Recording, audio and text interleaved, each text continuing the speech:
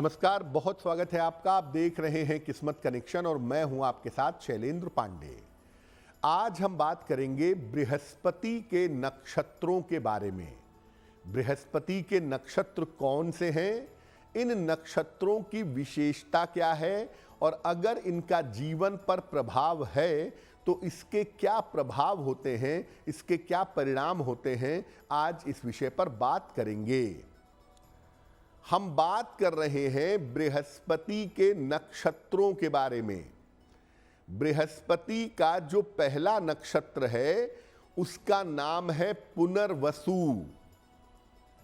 पुनर्वसु नक्षत्र 2 राशियों में आता है। ज्यादातर पुनर्वसु नक्षत्र का हिस्सा मिथुन राशि में होता है और थोड़ा सा हिस्सा कर्क राशि में होता है। पुनर्वसु नक्षत्र में बुध की बुद्धि और बृहस्पति का ज्ञान दोनों होता है। इस नक्षत्र वाले लोग सामान्यतः बड़े पवित्र, आध्यात्मिक और बुद्धिमान होते हैं। पुनर्वसु नक्षत्र वालों के अंदर चीजों की शुरुआत करने की क्षमता होती है। जीवन में कुछ नया करें, कुछ अनूठा करें, कुछ अलग करें, ये क्षमता पुनर्वसु नक्षत्र वालों में पाई जाती है। लेकिन पुनर्वसु नक्षत्र वाले कभी कभी अस्थिर हो जाते हैं और अस्थिर होकर के भटक जाते हैं। पुनर्वसु नक्षत्र वालों को सही मार्ग मिलना बहुत जरूरी होता है। सही इनको गाइड मिल जाए, सही रास्ता दिखाने वाला व्यक्ति मिल जाए तो पुनर्वसु नक्षत्र वाले जीवन में अद्भुत सफलता प्राप्त करते हैं। पुनर्वसु नक्षत्र वाले बड़े अच्छे कलाकार, बड़े अच्छे लेखक, अभिनेता या धर्म गुरु हो जाते हैं। जहां पर ज्ञान और बुद्धि दोनों की आवश्यकता हो, वहां पर पुनर्वसु नक्षत्र वाले लोग विशेष रूप से जीवन में सफल होते हैं। अब बात करते हैं बृहस्पति के दूसरे नक्षत्र के बारे में और बृहस्पति का दूसरा नक्षत्र है विशाखा। ये नक्षत्र 2 राशियों से जुड़ा हुआ है, तुला राशि और वृश्चिक राशि। विशाखा नक्षत्र धीमी गति से उत्तम और स्थिर फल प्रदान करता है। धीमे धीमे चलने वाला नक्षत्र है। इस नक्षत्र के लोग धैर्य के साथ, पेशेंस के साथ और दृढ़ता के साथ जीवन में आगे बढ़ते हैं। इनको धीरे धीरे ही सही लेकिन प्रयास करने पर जीवन में बड़ी सफलता की प्राप्ति होती है। लेकिन विशाखा नक्षत्र वाले लोग कभी कभी बहुत जिद्दी और बड़े तानाशाह हो जाते हैं, डिक्टेटर हो जाते हैं, दूसरों के ऊपर जबरदस्ती शासन करना चाहते हैं। इनका सामाजिक पक्ष बहुत अच्छा नहीं होता। अक्सर ये अकेले रहते हैं, अक्सर आइसोलेशन में जिंदगी बितानी पड़ती है। इनको प्रेम और रिश्तों के मामले में अक्सर धोखा मिल जाता है। अगर आपका नक्षत्र विशाखा है तो प्रेम और रिश्तों के मामले में सावधान रहना चाहिए।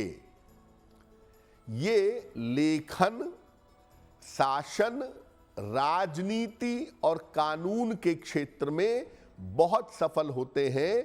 इन क्षेत्रों में इनके सफलता की संभावनाएं बहुत होती हैं। अगर किसी महिला का विशाखा नक्षत्र होता है तो उसे वैवाहिक जीवन के लिए शुभ नहीं माना जाता और विशाखा नक्षत्र की महिला के साथ, बालिका के साथ विवाह करने के पहले कुंडली की अच्छी तरीके से जांच पड़ताल कर लेनी चाहिए। जानते हैं बृहस्पति के तीसरे नक्षत्र के बारे में और बृहस्पति का तीसरा नक्षत्र है पूर्वा भाद्रपद। पूर्वा भाद्रपद नक्षत्र भी 2 राशियों में आता है, कुंभ राशि और मीन राशि। इसका ज्यादातर हिस्सा कुंभ में और एक हिस्सा मीन में आता है। इस नक्षत्र में भौतिक संपन्नता की यानी प्रॉस्पेरिटी की, धन और संपत्ति की सुंदर स्थितियां बनती हैं। इस नक्षत्र के लोग बड़े बुद्धिमान और ऊंचे आदर्श वाले होते हैं।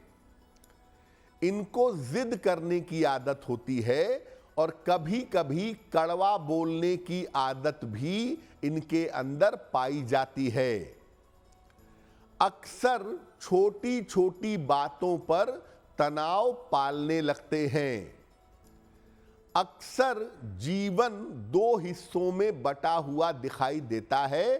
कभी एक हिस्से को ठीक करते हैं, कभी दूसरे हिस्से को ठीक करते हैं। परिवार और करियर के बीच में फंसकर रह जाते हैं।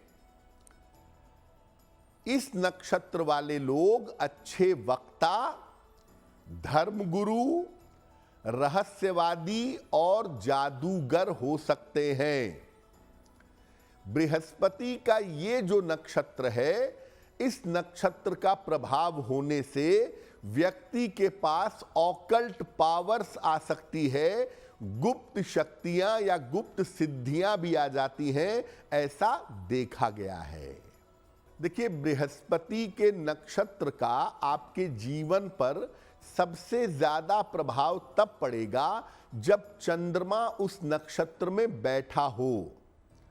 चंद्रमा विशाखा नक्षत्र में हो, चंद्रमा पुनर्वसु नक्षत्र में हो, तो बृहस्पति के नक्षत्र का गुण आपके ऊपर पूरी तरह से पड़ेगा।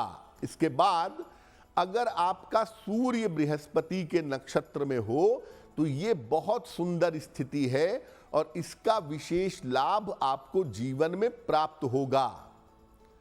आपका लग्न भी बृहस्पति के नक्षत्र में हो सकता है और अगर आपका लग्न बृहस्पति के नक्षत्र में हो तो आपके व्यक्तित्व, आपकी पर्सनैलिटी को ये नक्षत्र शानदार बना देगा।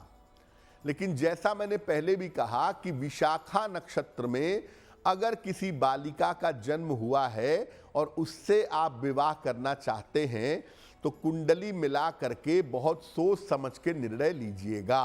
अगर आप मुझसे जुड़ करके अपनी समस्याओं का समाधान चाहते हैं और चाहते हैं कि आपकी समस्याओं को ज्योतिष के माध्यम से सुलझाया जाए तो आप हमसे संपर्क कर सकते हैं, जुड़ सकते हैं एस्ट्रो तक पर।